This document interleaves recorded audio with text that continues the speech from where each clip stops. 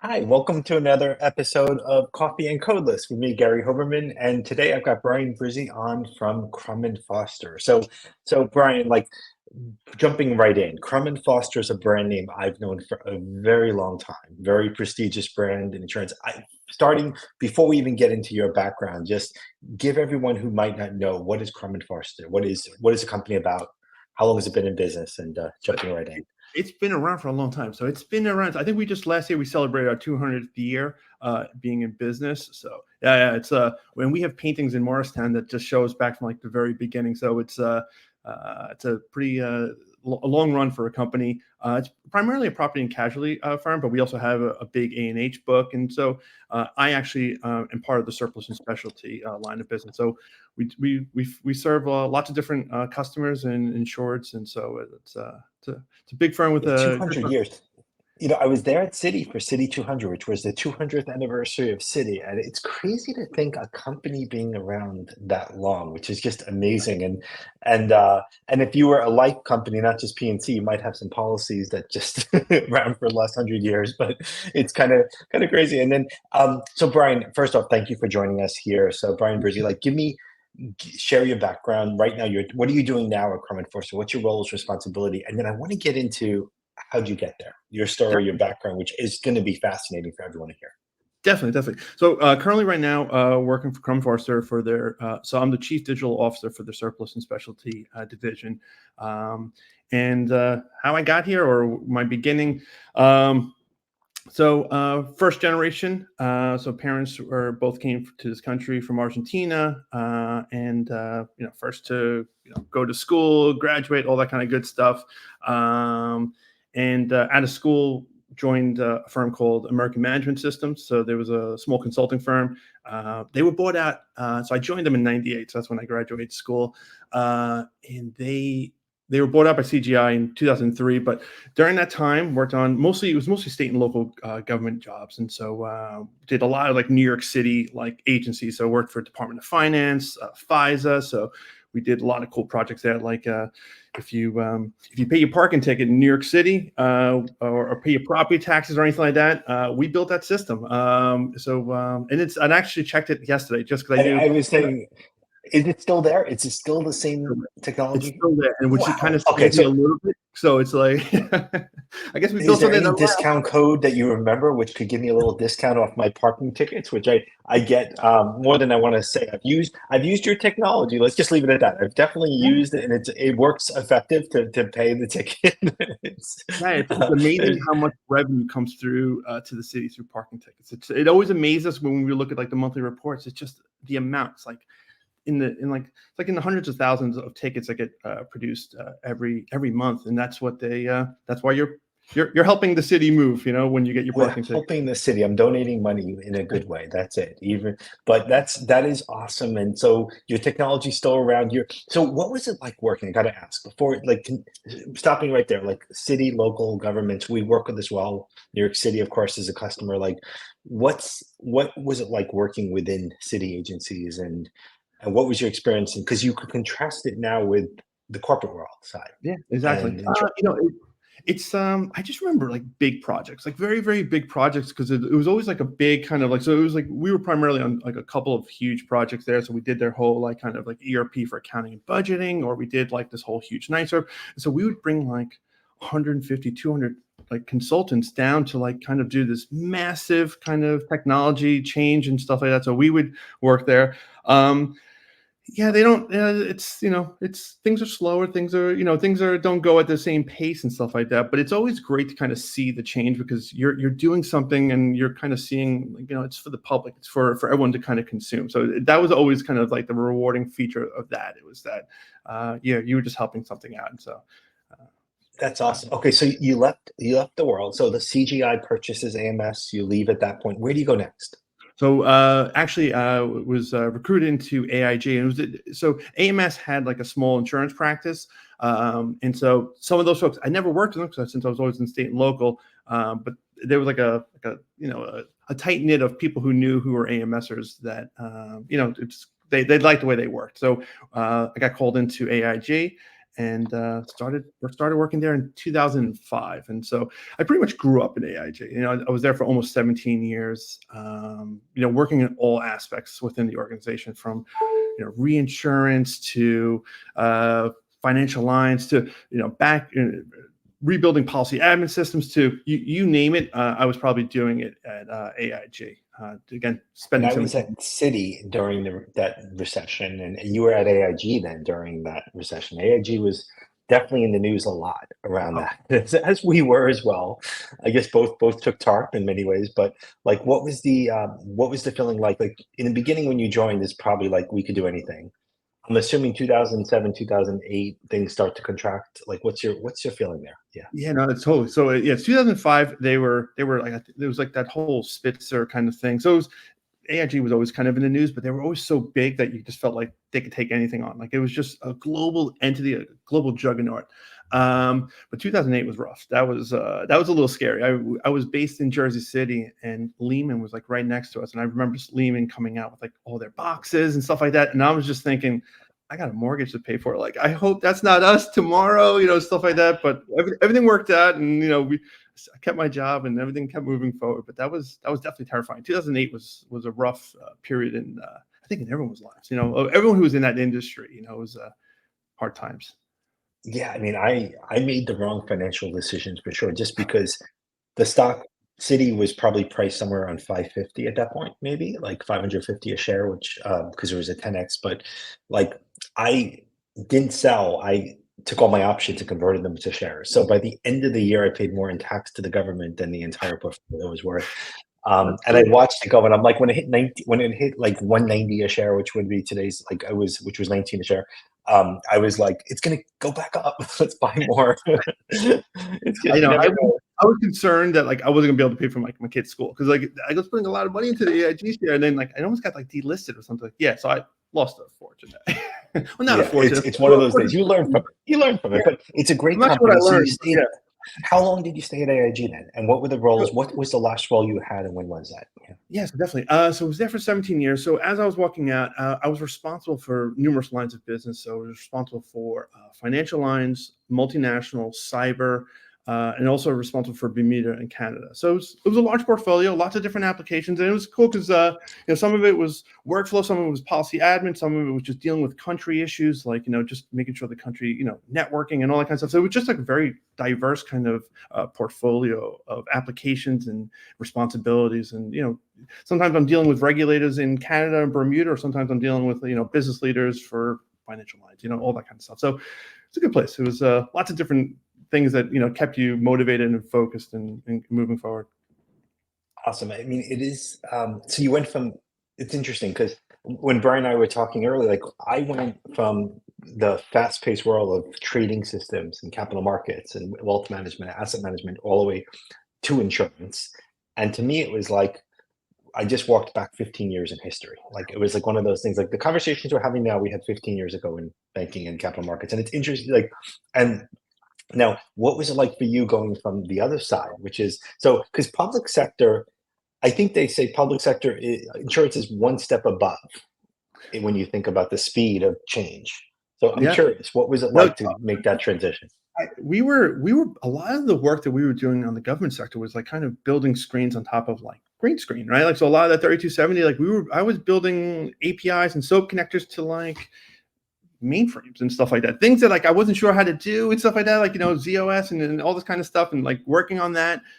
So definitely moving to insurance, the technology was just, to me, it was cutting edge. I was like, wow, look at all this stuff that's here. And one of the things I learned in insurance is that it's not so much like the amount of transactions, it's the complexity of the transactions. That's where you really kind of get into. It's a lot less, but a lot more kind of, so the transaction speed is, not there, and we don't need to worry about like, the microseconds of the milliseconds of a transaction and stuff like that.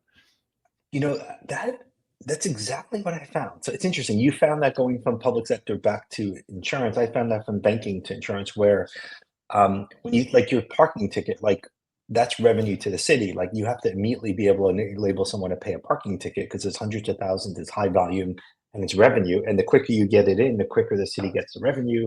Like insurance is a completely different animal than that. And like that's really interesting, the analogy. And the like I saw it as well. It was like, well, system's down, it'll come back up, it'll be fine when it comes back up. It's like, wait, like, aren't we impacted by this? Isn't there Are like we a need to get allowed? it back up quicker? Yeah, it's really interesting because to see that change and that but with that, with what you said, the word complex, I must have heard the word complex in the first 30 days at MetLife as their CEO in like hundreds of times. And all I kept thinking when someone said complex, complex systems, complex architecture, complex technology, complex product, all I kept thinking was, I came from complexity. It's 102 countries, 400,000 employees, like where that's complex. So I came to the conclusion, same as what you said, Brian. For those who don't know insurance, insurance is about like it's a lot of rules, a lot of, and when you say complex, it really comes down to every state is telling you how to manage that product differently. So a single simple product might be 50 products instead of one. And those rules are coded, right? They're hard coded and then they change often because regulations change and business needs change. And it's amazing to me that adaptation, like when the interest rates changed and index annuities were suddenly needed to be modified and repriced quickly, it was a 9-month exercise and it wasn't quick. And it's really interesting to see. So that's really so okay. So how AIG, what was after AIG? Crum Forster, or is there something in between? No, I went straight there. So I'm still in my insurance career. Yeah, so went from AIG straight into Crum, and I've been there for almost 2 years now. So it's been a great 2 years. So again, happy with everything I learned back at AIG and all that kind of stuff. It's almost like I feel like it sharpened my edge to know what I needed to do going forward. Like again, like with AIG, there was always change, right? There was always like different leadership, stuff like that. And so I got to learn from a lot of different styles of what it took. And a lot of folks who came into that organization would come from different industries, sometimes pharmaceutical or financial or stuff like that. So again, I got to learn from a lot of different folks, just really almost by staying still. But I was never staying still. It was always different change, but got to see a lot of different folks. So got to take all those learnings and apply it here at Crum. And it's been a great 2 years since. So at Crum, talk to me about the speed. So the speed, it's a smaller company than AIG. It's also 200 years old, so you've got that as well, which means what's the how is technology viewed? What's the speed? What's the duration there? Like, what are you feeling like? Yeah, so it's the great thing I think coming from like such a large organization is that it's hard to move things, right? So every decision you make, you're going through lots of different committees and stuff like that, right? And so here at Crum, it's still a large organization. Again, it's a $5 billion organization, so it's nothing to sneeze at. It's significant. But there's a lot of kind of that ability to make your own decisions and make your own change. And so again, with that, what comes with that is that speed to market, so that if we decide something is the right decision, we get the right folks in the room, we can make a decision on the spot there. And that allows for, you can do significant amount of work in a short period of time, just because you're cutting out all that red tape and that bureaucracy that kind of just usually slows you down. And really it's usually, I feel it's so that, because it's almost like everyone's covering themselves, like to make sure that like, there's nothing that can go wrong and stuff like that. And so with a company like this, we're moving fast, and we've done a significant amount of work in the past 2 years. So I'm really proud of all the transformation that we've been able to achieve. So highlight. Give us some highlights of what you think is like what's been done. Just call out one or two, and then I want to talk about where do you see insurance going? Where is the technology going to lead us? What do you see as the future there? So again, for the past 2 years, we've been focusing quite a bit on just a digital modernization. We've been focusing on what got us here is not going to get us to the next stage, really. So a lot of just going through promoting agile, moving to the cloud with pace. We've implemented a full API management strategy, implementing DevOps, infrastructure as code, and really also just from an app rationalization, just kind of like doing like a common as possible, different as necessary. Just kind of a lot of times it was like 3 of something, so we're making sure we don't need 3. We don't need to update 3 different things. We can have 1 of it. So big consolidation, tech debt reduction. So we've been just chasing and doing that. Really, and the whole goal of all this is really to like lay down the foundation so that we can be more agile for the business and keep adding value to them. Just kind of making sure that whatever the business needs, we're there just as soon as they need it. So they're not waiting quarters or 9 months to get a change in. They're getting it in days. And so we've been really focusing on getting to that speed to market as quickly as we possibly can.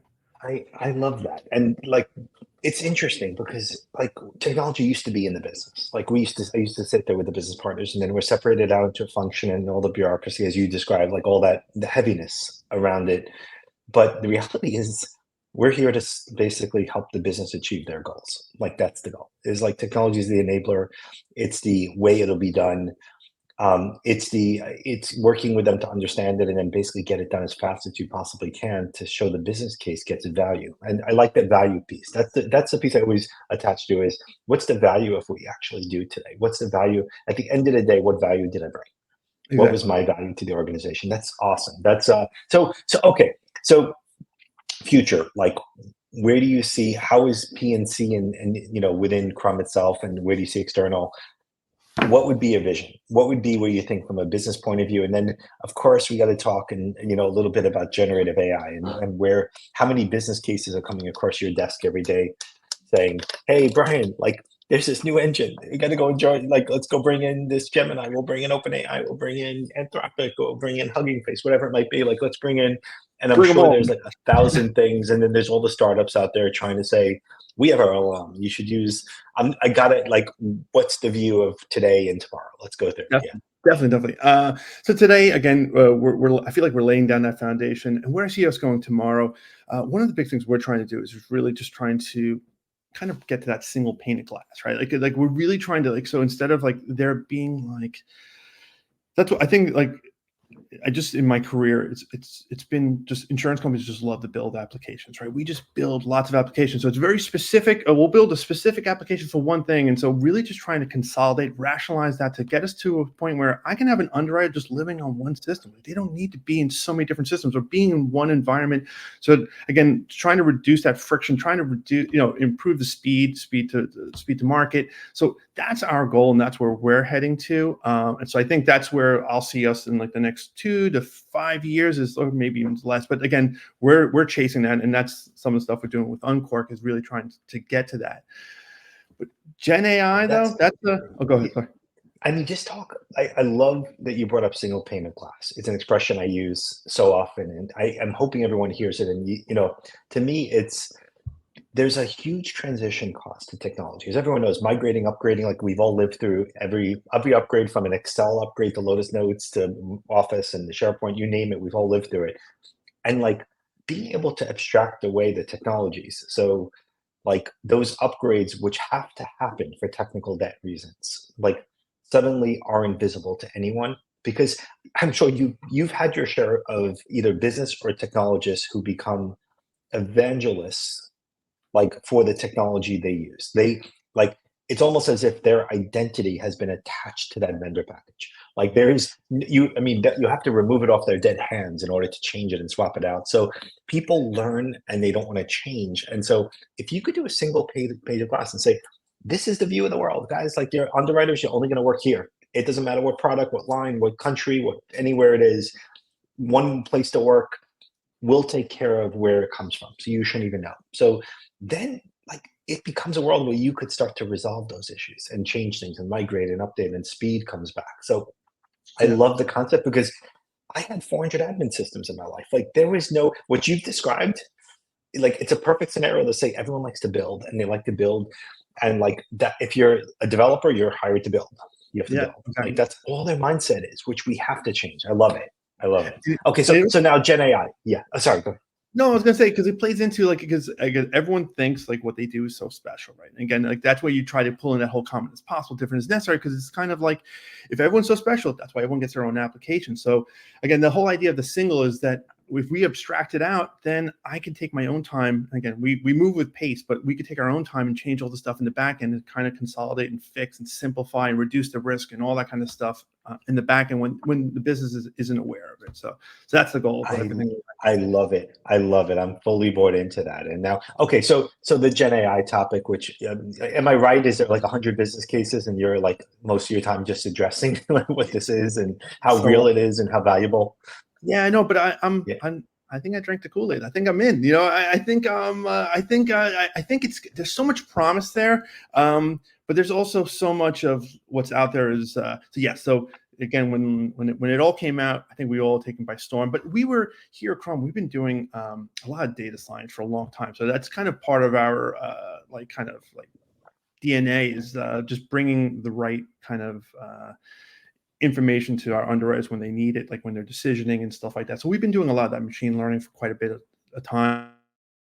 But this is like a next level to that. So this whole generative AI takes machine learning. It's just a whole different kind of animal. Yeah, it's everywhere. We do have tons of business cases. We are looking at. I think we're probably driving our CISO and compliance folks crazy. Go all the different things we're bringing in constantly, just trying to see what because they're all different, right? They're all provide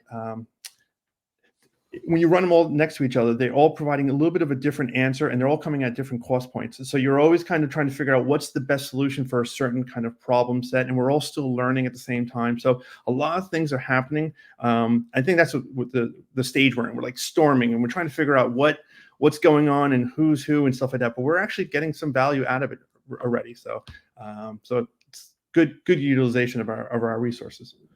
and I think what you're describing is our assessment as well, which is it's going to be critical. It's going to be a component of everything we do, but it's too early to pick the winner, and the winner will probably be changing constantly. So it's purpose driven. Like if you want to document ingestion, you have three or four choices today, and each of them is good at one piece.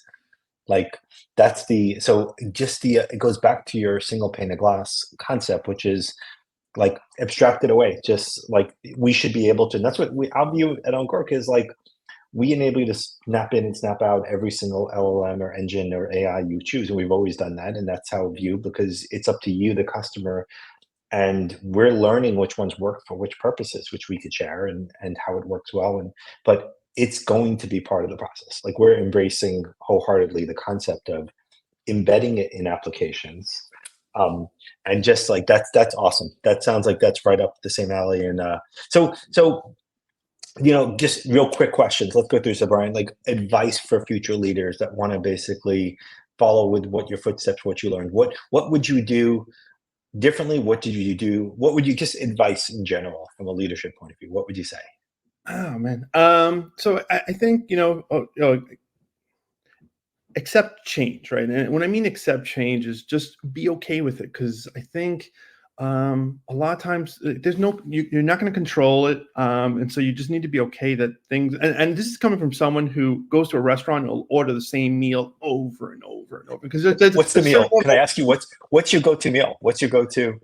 well, like Yeah, again, I've been trying to cut back for health reasons. So I always love like a good fried meal or something like let's say like a chicken franchise or yeah. something like that. Like if I go to an Italian restaurant and there's a certain level of happiness that I know I get every time I go to a restaurant and I get that meal. So I know I don't want to lose that. So I guess that's perspective that I'm saying this statement from is that you should be okay with the change that's coming because so much is evolving, so much is changing, and so if you don't keep learning, if you don't keep trying, some of the things I think that happened hardest in like in my career was you're at a point in your life you have this portfolio of applications and just like you were saying like you almost kind of identify with a certain technology or a certain portfolio set of things that you own. And when one time in my career, I was told, don't worry about that. We need you to worry about something else. It was a whole new project. It was a huge kind of global document management like implementation. We implemented over 50 countries.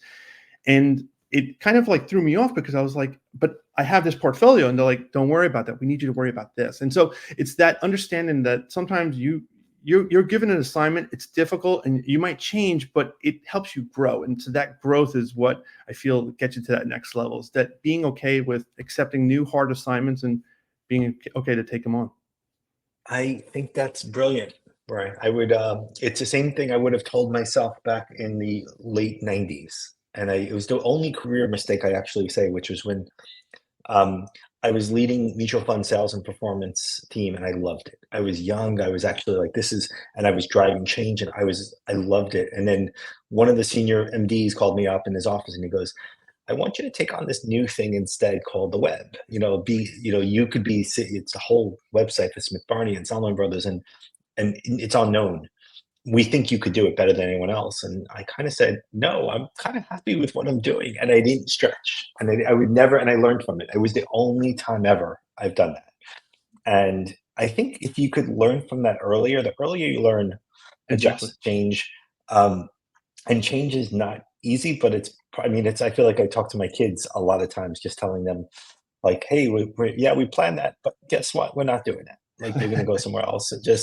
And the breakdown that occurs. And it feels like sometimes when you tell, hey, we're taking away your CRM and replacing it with something new, it's like, no, no, That's exactly I'll make sure it fails. I'll make sure it actually doesn't succeed. Like, that's kind of what we feel like a lot of times in technology is like who's, so I love the change notion. Last point for like anything else you'd like to share about either your direction, Crum, anything we missed, anything for the audience would be awesome. And please.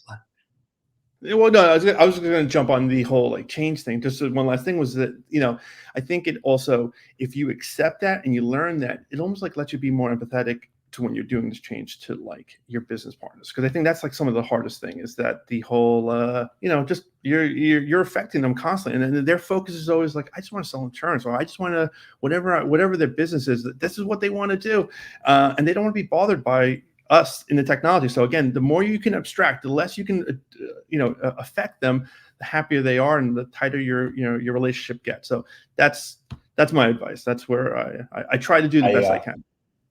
I like it. I think one of the newest components we built this year was it's kind of like the ability to work in Unqork as easy as Excel. And the reason why is because all the underwriters kept saying, I want it to be as easy as Excel and fast as Excel, and I want that tab key to work and the enter key to work, and I want it to be a spreadsheet view with. But meanwhile, and we built it. It took us years to build this. I mean, we multiple attempts to get it right, and we finally got it right. But it comes down to like, how do you work with them to understand? And in that case, like, you want to be able to support them where like it shouldn't be more difficult to use a new technology. It should be easier. Exactly. And that's kind of the direction is things should improve. I've seen so many times. I had Brian at one time. I remember I took over a new function in a group at Citi, and I got a call back from my goal was always I know if a project succeeded when the CEO of the business wants to take me out for lunch. Like that was kind of my view. It was like And I remember calling up after we deployed a new technology, and the CEO of the business goes, I say, congrats, our teams worked together. We partnered together. I was proud of my team. I'm like, this is great. We built this amazing thing. And he's like, I gotta go hire 100 new ops people to support the system you just built.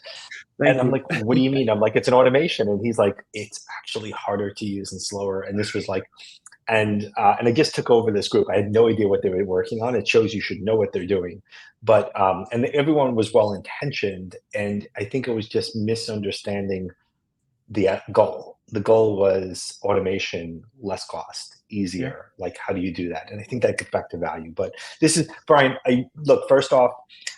Crum's an amazing partner for us, and I use the word partner very strongly. I mean, it's amazing to work with you and your team and the vision, and the single pane of glass is a great vision for a future where there's a lot of uncertainties as we go through this, and being able to basically still provide that. So thank you, and again, thank you for joining us here and sharing your insights, your career.